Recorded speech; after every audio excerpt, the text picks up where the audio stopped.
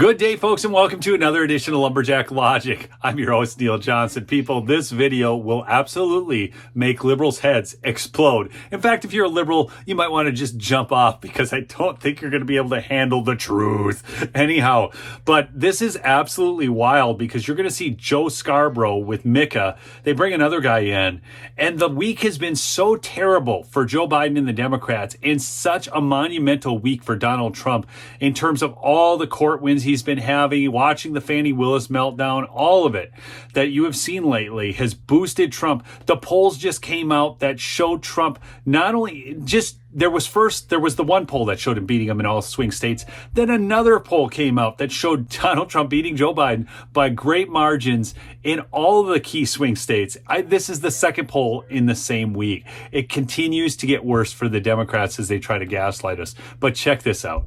What are we supposed to do with that? I mean, see, why do people are actually voting? Is there really one person voting for Not that just guy? foreign languages. How stupid would you have to be? Foreign. He can't complete a sentence. He can't complete a thought. Now, when I first started watching this clip, I thought, oh, let's insert some Joe Biden because they've got to be talking about Joe. Putin's kleptocracy.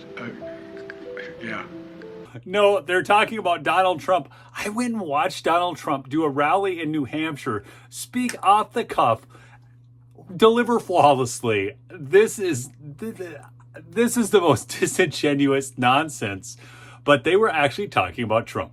He talks about Crooked Joe is the blood of countless victims. This is vicious violation. I mean, he just, does he even think about what he's going to say? Does somebody give him a little piece of paper or something?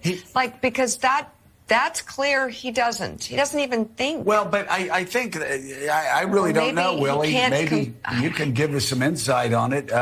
But he looks so lost and confused. He jumbles his words. He said, it's not, we lead, not just, well, I won't go into it. See, but when he does that fifth grade or really 5-year-old taunt, Newscomb? Is that his name, Newscomb? I mean, talk about losing about 18 miles off your fastball. Yeah. I mean, this guy's pitching 72 miles an hour down the middle of the plate. I mean, it's not good. And again, I just have to bring it up. For two reasons. One, He's lying, as he always does, when he talks about the border. When he ran and was talking about the border wall, Barack Obama and Joe Biden had illegal border crossings on the southern border at a 50-year low.